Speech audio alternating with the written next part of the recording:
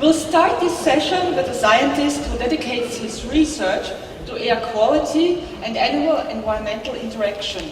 He received his master's degree from the University of Leipzig in Germany and his PhD from Texas Tech University. Currently, he is faculty member at the Animal Science Department at the University of California, Davis. He was appointed recently chair of the UN FAO Committee on benchmarking of environmental impacts of the global livestock supply chain. Let us welcome Dr. Frank Mitloehner.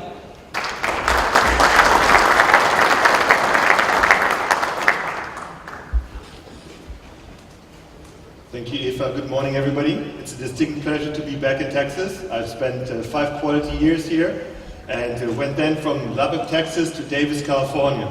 Now, if you need a cultural change, that's one right there. So I will talk to you about the link between the demand for animal protein on the one hand and climate change.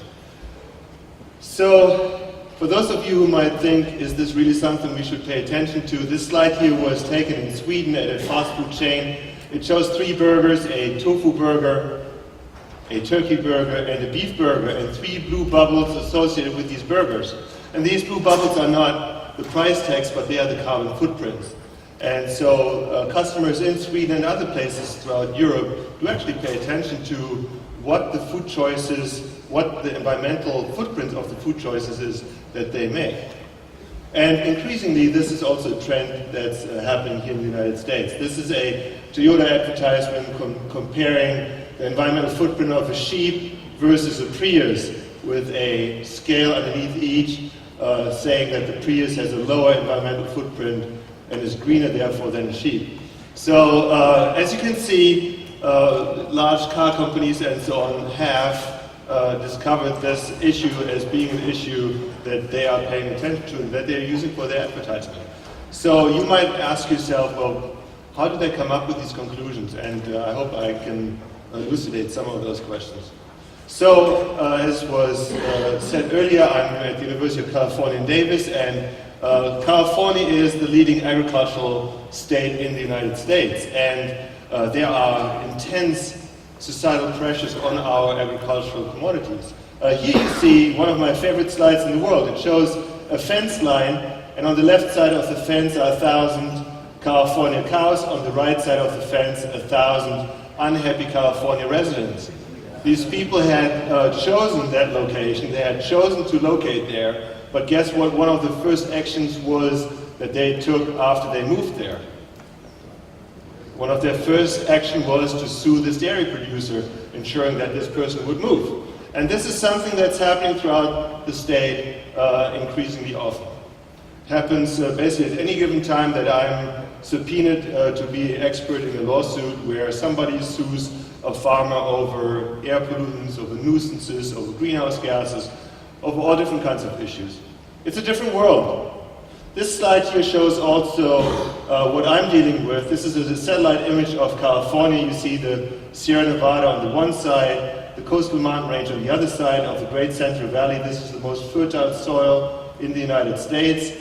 But what it also shows is this white stuff, this milky stuff, and this is smog. This is air pollution. Indeed, this area here in Fresno is the area within the United States with the worst air quality. Number 2 is Los Angeles down here. Number 3 is Houston, Texas. And once you work and live in an area like this that has such environmental pressures, then all industries are under scrutiny. And that includes agriculture. Agriculture in California is treated exactly alike any other industry. If you want to run a dairy there and you want to build a barn, you need an air quality permit for that. If you want to add 100 cows to your herd, you need an air quality permit for that.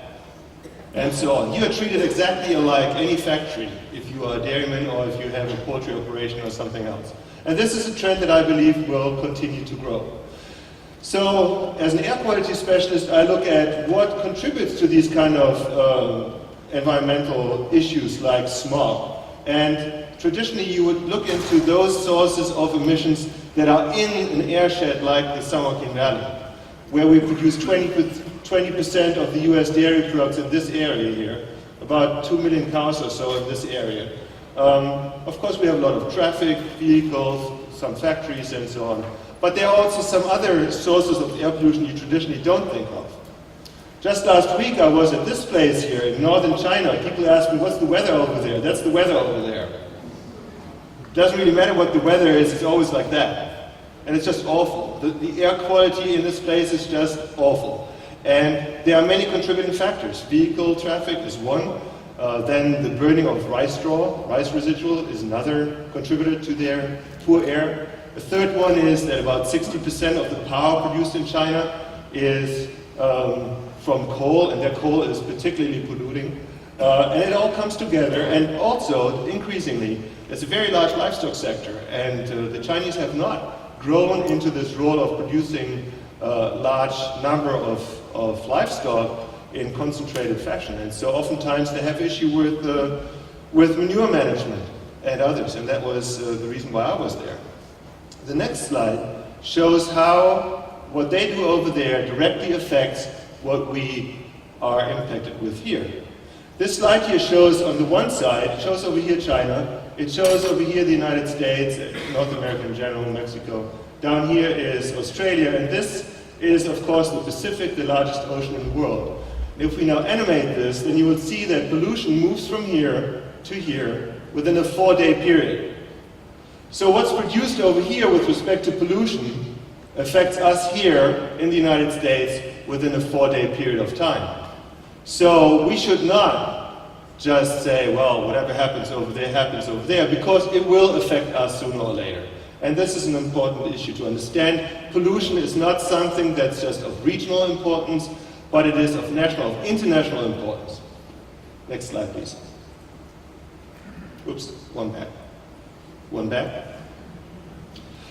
So this slide here was shown in different versions throughout this conference already. It shows on the x-axis the years from 1750 to 2050.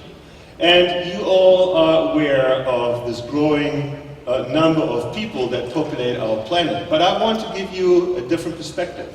When I was about 7 or 8 years old, there were 3.5 billion people in the world.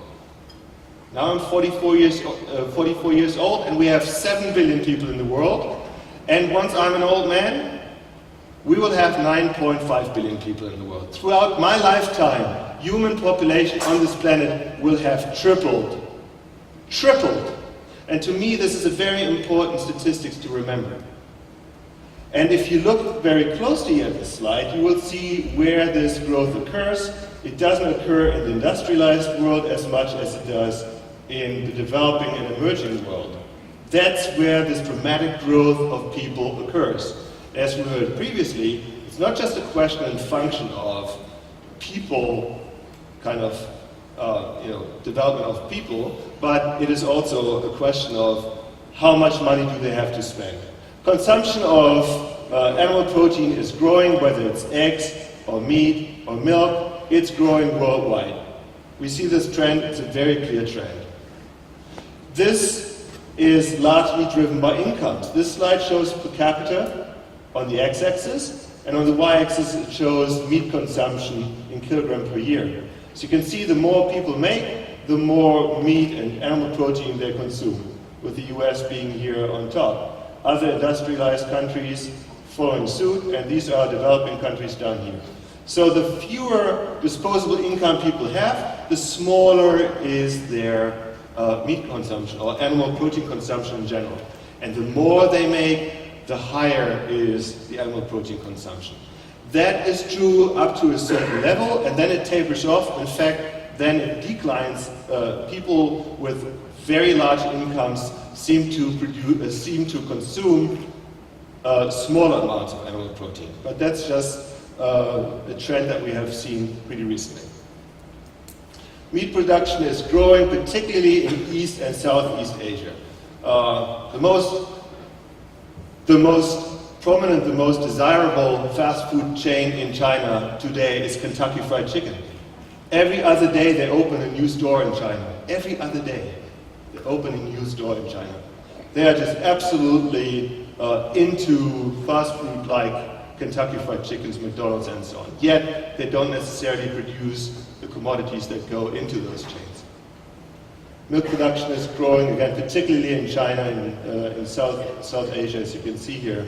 It is declared goal of the Chinese government to have at least 1 glass, 200 mils of milk for each Chinese kid every day. And to achieve that one goal, they would have to have the same dairy production as we do in the United States, just to get 1 glass of milk to every child in China.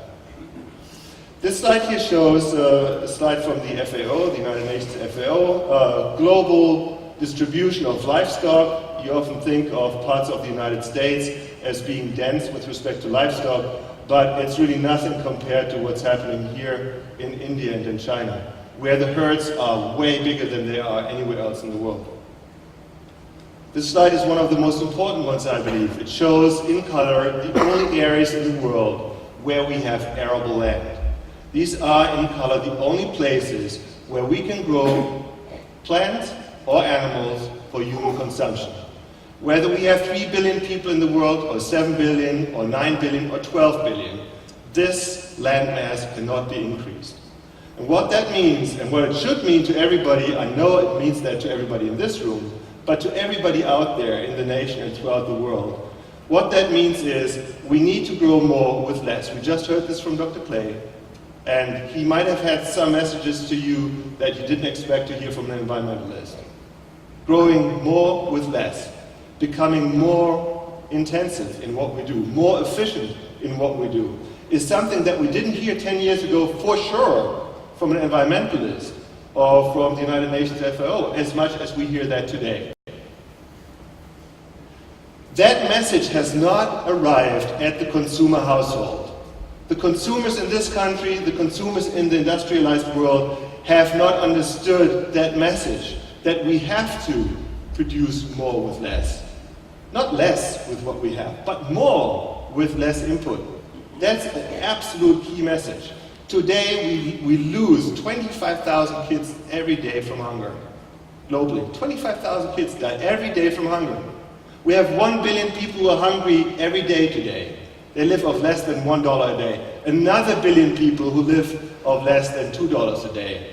It is a moral and ethical imperative that we feed those people, and that we learn how to do that in a way that is responsible. This slide here was also from the United Nations FAO, from an earlier report they published in 2006 titled Livestock's Long Shadow. It shows on the x-axis the years 1990 to 2020. On the y-axis, it's the total amount of greenhouse gas emissions in developing regions versus developed regions. So that's the third world, basically, in emerging countries versus the industrialized world. And as you can see, the greenhouse gases here in green and blue increase pretty dramatically throughout the developing world, the third world. Whereas in the developed world, they are plateauing.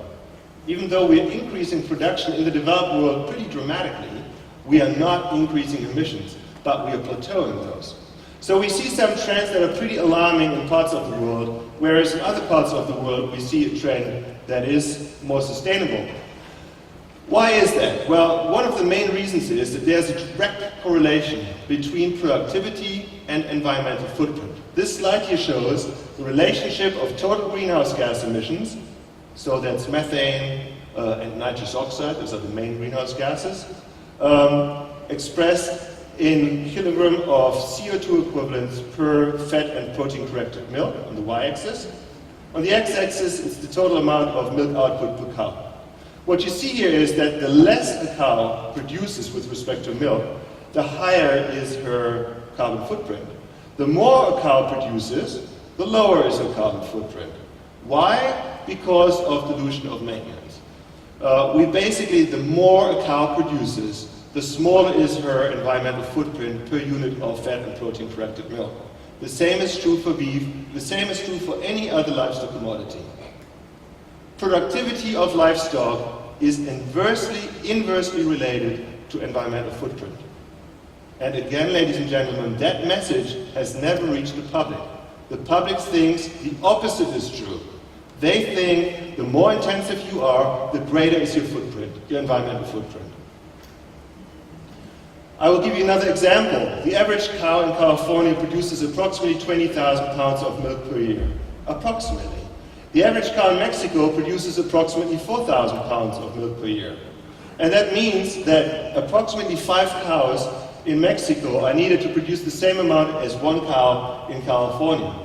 Now think about the land use, the water use, the feed needed to feed those different systems. Think about the enteric gases that are belched out. Think about the amount of manure that comes out of this versus this system. Now these are not bad farmers, don't get me wrong at all.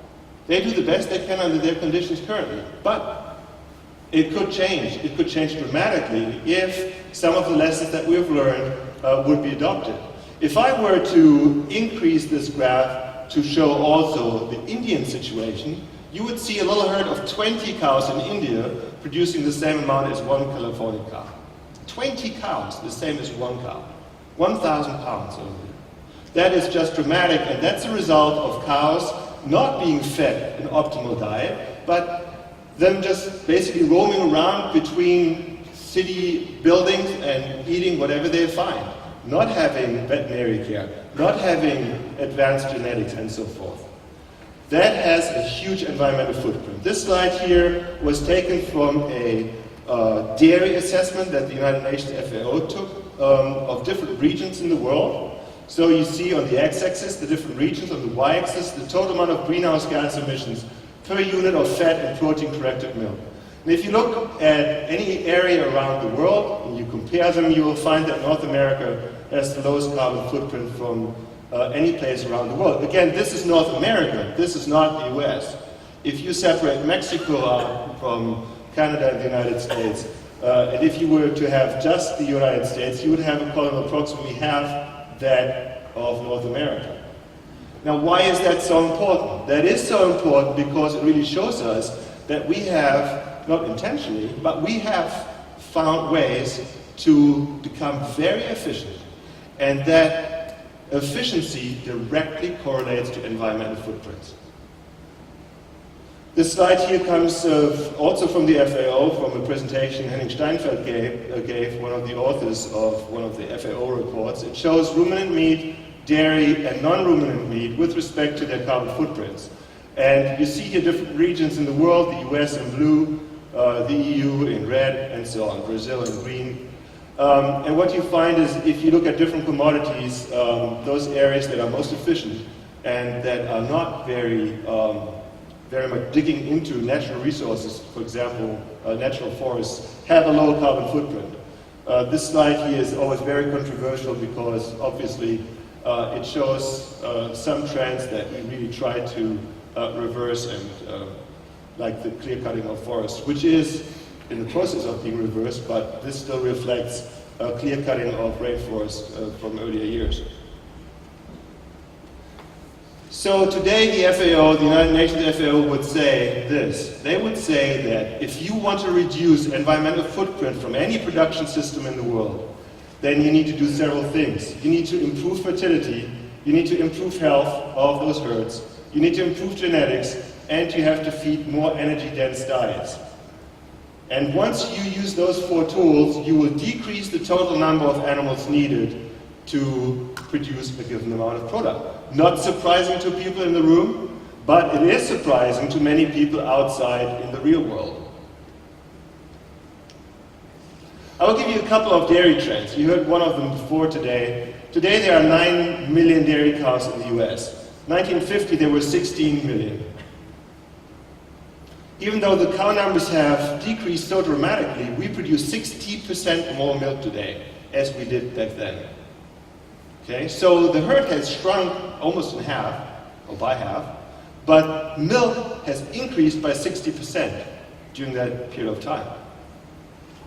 The carbon footprint of a glass of milk is approximately 2/3 smaller today than it was 70 years ago. 2/3 smaller than it was 70 years ago. And that's a huge reduction. Here you see a few more numbers, and I won't go over all of them, you can read them yourself.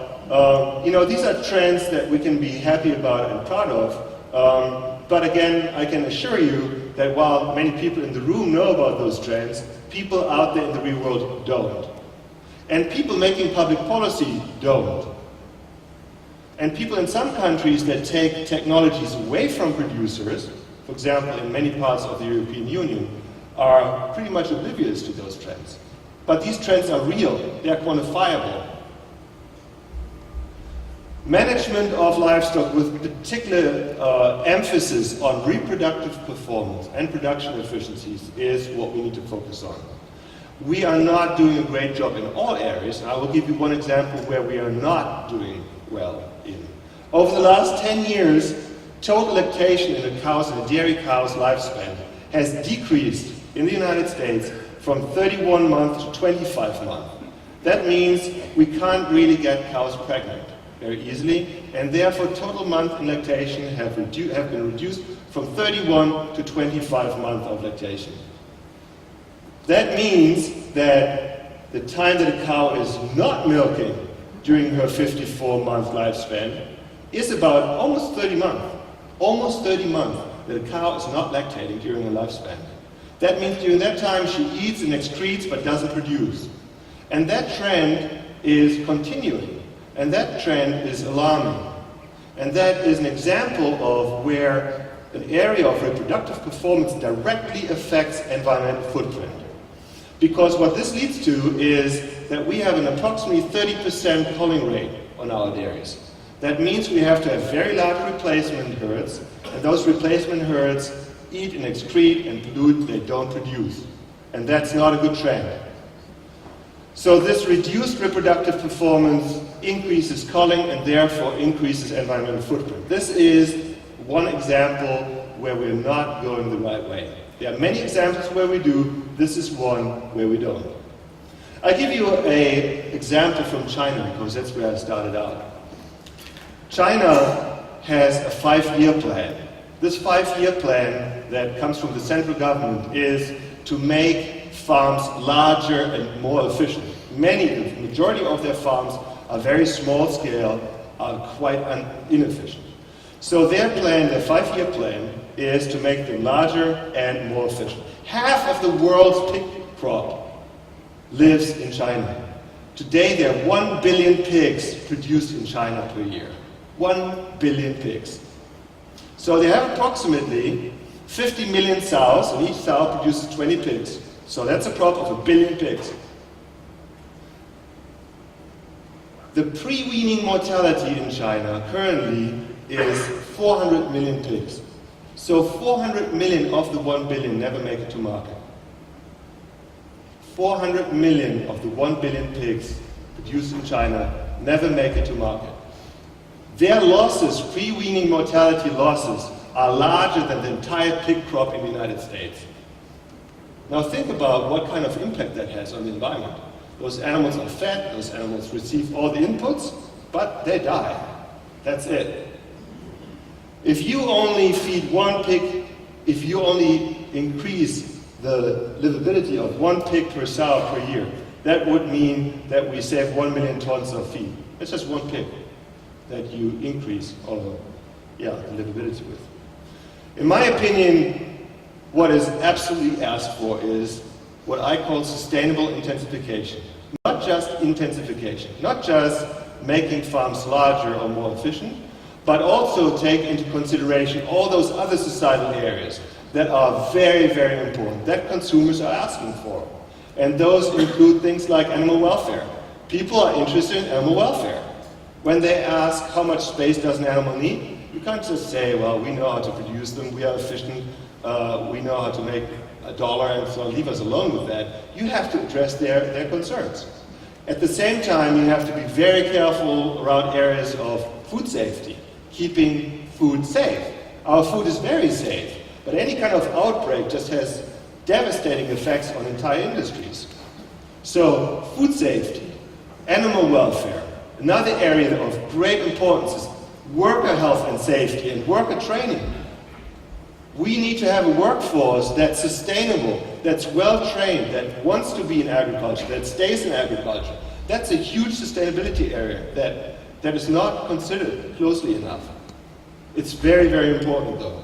And then of course it's the productivity issue. We have to be productive, we have to be efficient, directly correlated to emissions. Production intensity enhances biological efficiencies. Meaning, what I showed before, the cow example, the more productive you are, the fewer animals you need to produce a given amount of product. This here is a very important message that has to be framed in a way that people on the street understand. Production intensity and emission intensity are inversely related. If you go up with the one, you go down with the other. And the public thinks it's the opposite. They think the larger the farm, the higher the environmental footprint.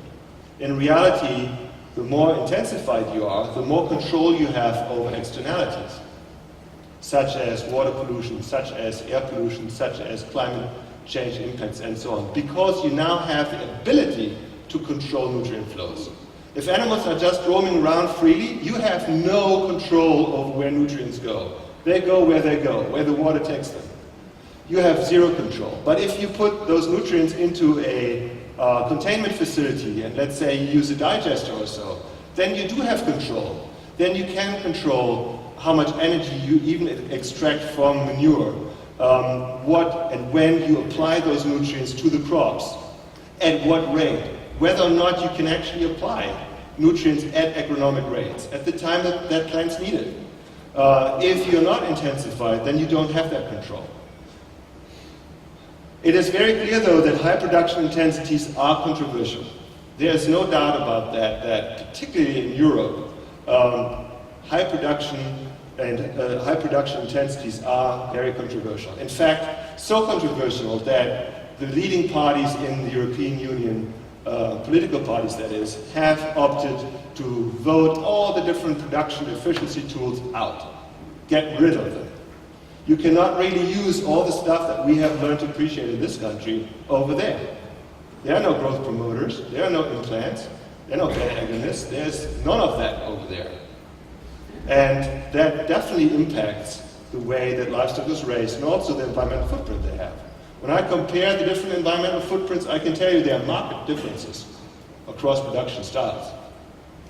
The banning of antibiotics in Denmark, for example, that occurred years ago, has not led to a reduction in the use of antibiotics, but they actually have used more antibiotics now because they have more cases of morbidity that need to be treated with therapeutic amounts of antibiotics. And therefore, their total amount of antibiotic use has increased and not decreased since they have banned antibiotics in animal production. Now, who knows that here? Nobody knows that. You might know this, but you think the public knows this? The public does not know that. Somebody asked before here today, what do we do to educate the public? Well, I think we haven't even started thinking about educating the public, but it is absolutely paramount to do so. Is livestock fueling climate change? The answer is, it could very well be. If nothing happens and production occurs as it has in the last couple of years in particularly Southeast Asia, then environmental footprint of the livestock sector will be very large globally. Currently, the FAO assumes, years ago it was 18%, they have shrunk that to 14%. They said now livestock contributes to 14% of all greenhouse gases in the world. Still a large percentage, which is very skewed throughout the world. In the United States, and I'll give you those numbers, in the United States, the total impact livestock has, all species, on greenhouse gases produced in this country is 3.4%. Transportation, so all cars, trucks, trains, planes, 26%. Energy production and use, 31%. Just to give you some general idea. Livestock agriculture produces approximately half of all greenhouse gases that agriculture produces in the United States. In a country like Paraguay, numbers are very different. There they have more cattle than people. There they have relatively fewer transportation, smaller transportation issue. There the impact livestock has on climate change, on their carbon footprint, is up to 50%, 50. In a place like Ethiopia, it's up to 90%, 90. So to me, generating one global average is not very useful. If you come up with a number of 14%, for example, what does that really mean? Journalists grab that number and then they use that for Texas, for California, for Ethiopia, for Paraguay. And it's not correctly used for Texas or California or Ethiopia or Paraguay. It's a global average, and a global average has very limited significance, in my opinion. But one thing is clear, that those numbers of 50 or 90% are very large, and they can be shrunk dramatically. Today, the majority of nutrients consumed by livestock in the world are never transformed into product, but they're going to parasites. In many of those developing countries, there's no veterinary care. There are no dewormers. There are no treatments for ectoparasites or so. A lot of the nutrients fed to animals throughout the world are currently being lost because there's no health support for those livestock herds. There is no improved genetics in many parts of the world.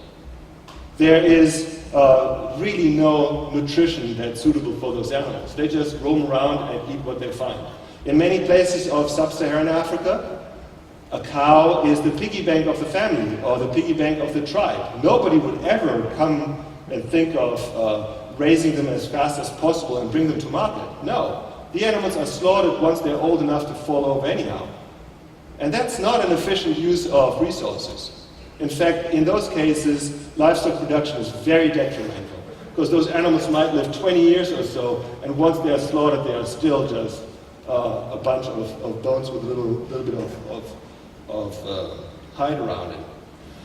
In developed countries like the United States or European countries, the focus really ought to be on waste management, finding ways to extract the energy out of waste and then apply it to crops at agronomic rates. We now know how to do it. We have to be more directed in how to develop technologies and techniques further. In the developing world, in emerging countries, the focus has to be on livestock efficiencies. It has to be on livestock efficiencies because their efficiencies currently are absolutely unacceptable. There's a huge opportunity to further reduce the impact livestock has on environmental quality. Recently, a United Nations FAO report, I sound like an advertisement machine for them, I'm not. I've been pretty critical of some of their earlier efforts, but I can tell you that there has been a lot of movement at the FAO level. The most recent report basically stated, yes, there is a significant impact of livestock on the environment, but there are huge opportunities of mitigation. And those opportunities for mitigation, they say, the FAO says today, are in the area of efficiency improvements. They say today that intensification is the best means of environmental mitigation. That comes right from the last FAO report called Tackling Climate Change Through Livestock. It is absolutely paramount that we develop further technologies to further improve efficiencies, not just in countries like this, but also in those countries that need it the most. It's very, very important that we add to our set of technologies that we can use, and that we don't take them off the market like they have done in Europe. That, to me, is one of the greatest threats, to take those things that we have learned are effective off the producer's selection of tools, and that really has profound impacts. For example, the banning of BST that happened for a while has certainly dramatically increased the carbon footprint of the dairy industry, because BST, as all of you know, has a dramatic improvement of the lactation curve of those cows. Taking that off the shelf certainly had an impact on the carbon footprint and on other environmental footprints of that sector. I want to mention really quickly that currently there is a partnership, and this partnership is called the Partnership on Livestock Environmental Assessment and Performance, LEAP. This project, LEAP, is probably the largest project of its kind that has been conducted to date. It is a partnership between the private sector, so that's all of the global livestock industries, that's dairy and beef and poultry and swine, and the feed sector. Secondly, there are NGOs involved, like World Wildlife Fund and others. And thirdly, national governments, like France and Ireland and New Zealand and Australia and so on, national governments, all under the roof of the FAO. And the goal of this project is to come up with one global methodology to assess environmental footprint of livestock. so that there will be a stop of everybody picking their own methodology, with the result that nobody knows what the different numbers that are being compared, what they really mean. And I was elected chairman of this partnership for the first year. It's a 3-year study. We have concluded, or we are in the process of concluding, small ruminants and the feed sector and poultry. This year we will start working on large ruminants, and next year we will start working on swine. Developing methodologies to quantify what are the environmental footprints of livestock is very, very important. Because if you can't measure it, you will never know what advances you can take. So I'm very pleased that this project is ongoing. This is my contact information here. I encourage you to contact me, and of course I'm very happy to entertain any questions on all that. Thank you very much for your attention.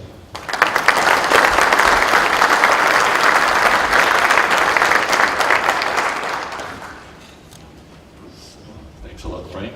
Thanks a lot. Questions?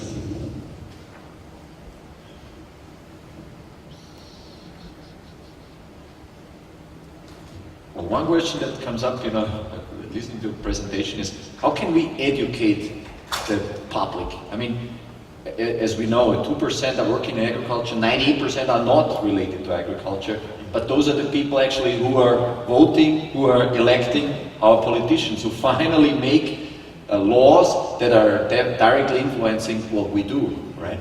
So how can we get those 98%, aware about the issues that you mentioned? Mm-hmm.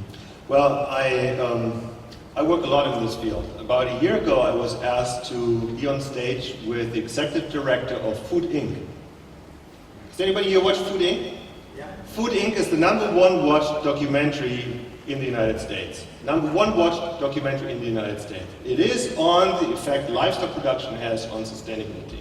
So this guy, Robert Kenner, was on stage with me in front of 400 food critics and top chefs. And we watched his film in front of all these people. And everybody was so depressed after watching this film. And so I asked him then, so Mr. Kenner, what is your background? What qualifies you to make such a film? Are you an animal scientist? Are you a veterinarian? He said, oh, no, I forgot what he was, philosophy major or so. He said, no, I'm not in this field at all. I'm a film director and I don't really have any background in this field. And I said, well, if you don't have any background in this field, how come that you make this film and what qualifies you really? He said, here's what I did. He said, I contacted 100 farms and ranches from small to large throughout the United States. Of those 100 I contacted, 3 responded to my calls. The other 97 didn't. And the 3 that did respond are depicted in my film. And these are small niche farmers with 20 chickens and 30 pigs and so on. Okay? The others all looked away and said, we don't want anything to do with that. And so then the material that he obtained from large producers came from some activist extremist groups. And that's how you get a film like Food Inc. to be not just very often watched, but actually mandatory material in many of our middle and high schools today. And that is something you need to think about. Will you or will you not confront people that want to know where their food comes from about how that food is being produced? I do my share in educating the public how our food is produced. And they want to know, and they're very hungry for that knowledge. And if you don't follow that call that they have of getting information, then they will get that information from somebody else. And that somebody else is oftentimes not the most qualified person, but the most vocal one. So I went to one producer in Indiana not too long ago. I just want to say that one producer is Mike McCloskey. Fair Oaks Dairy, a very large dairy with 16,000 cows, has opened up to the public. This guy is running buses through his dairy. And he's showing it to the public. Every year he has 400,000 visitors visiting his dairy. 400,000 visitors. Think about that. From New York, from Chicago, and so on. And they visit his dairy and they say, wow, this is a big dairy. But you know what? The cows are bedded well. Their manure is going to digest, and this guy produces enough power to run his entire dairy off the grid. There are engineers dealing with the waste, there are veterinarians dealing with the welfare. Is this the dairy I thought it would be? No, I didn't think a dairy would look like that. But if I'm asked, I don't really have anything to object to it. That's how people leave that dairy, and I was just stunned to see that. I was stunned to see that. I know it's an extreme example, but something to think about. People opening up to the public do the right thing. People like farmers in general, they are just not sure that what we still do is farming. And farmers really need to speak up and tell their story. We got a question over there. Frank, thank you so much for the beautiful presentation. I am in total agreement with you. We have so many corporations in animal agriculture. The policy is don't talk to anybody because this will create a political problem for us. So I'm with you, I'm in your camp. It's difficult. How can we change the mentality of the owners of the businesses to open up? And I'm with you. They don't, because nobody wants to spend the time to work. It's hard work, to have a visitor. So it's impossible. So there has to be a way to deal with it, and I don't know what it is. Maybe your experience will help us. Well, I think individuals can do a lot. I give you one example. Every year I meet with 50 bloggers, environmental bloggers, on a commercial dairy. I show them what a commercial dairy looks like. Just a standard 1,000-head dairy in the San Joaquin Valley. I show them how the cows are housed. I show them how they are milked. Show them what happens to the waste, how it's land applied. I show them the nutritional plans. I show them the air permits, the water permits. I show them the whole thing.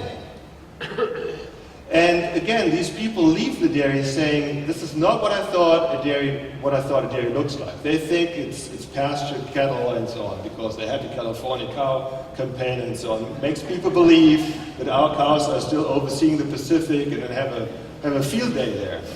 Of course, our dairy is not what they think it is, but they see this, and once they see it, and once they hear how dairying is done, they don't have anything to object to it. And then they write the environmental blogs, and each of them reaches thousands of people. Thousands of people. By talking to 50 people once a year, I reach thousands of people. It's very effective. And I encourage others to do the same thing. You don't have anything to hide, but it looks as if there is something to hide. It looks as if there were something to hide out there. As if there's something inhumane happening, something polluting happening, and that is a trend that has to stop. I'm also a teacher at the university. I have 250 kids in one of my classes, and I take them out to commercial farms and ranches. And when they are out there on a ranch in the Berryessa Mountains and they see how this producer deals with his soil, deals with his forage, deals with his animals, knows about the climate, knows about the weather, knows about what kind of soil type he has, what he can grow and so on, they leave there thinking, "Oh my gosh, this guy is a true ecologist. That guy really understands this area." And I make all of them think about, now imagine this place not being a ranch, but being something else. What would that something else be that's more sustainable as what it is currently? And these are 250 kids from San Francisco, Sacramento, Los Angeles. Very critical, very smart. They all leave there thinking, thank God this guy is where he is.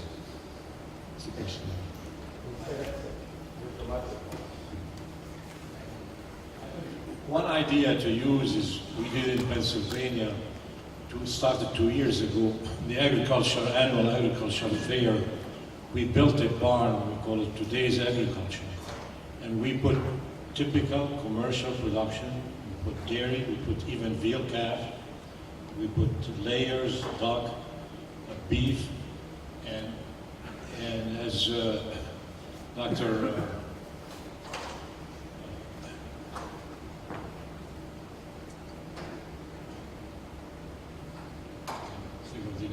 But anyway, we feel the best way, as you said, is to show them how it's done, and there is nothing to be ashamed of. And we have about 500,000 visitors, including suburban people and everything, and everybody is surprised. For example, they would say, "Oh, I didn't know veal calves are raised like this. How old are they when you slaughter them?" They are 20 weeks old, and they are 450 to 500 pounds. Oh, we didn't know that. We thought they were babies.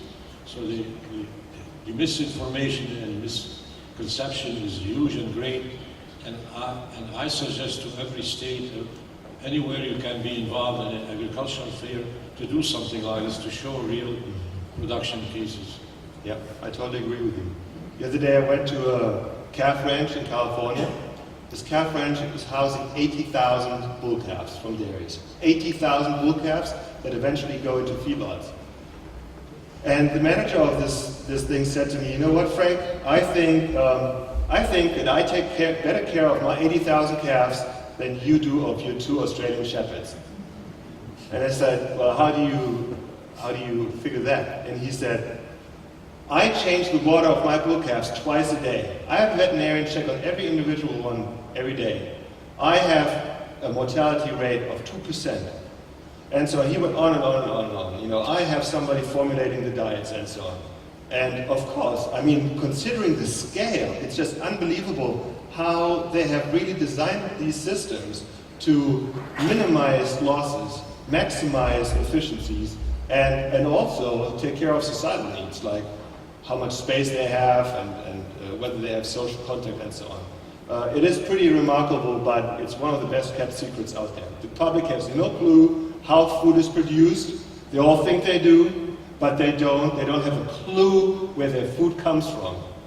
Approximately a third of the class I was just talking about, a third of them don't know that yogurt is made out of milk.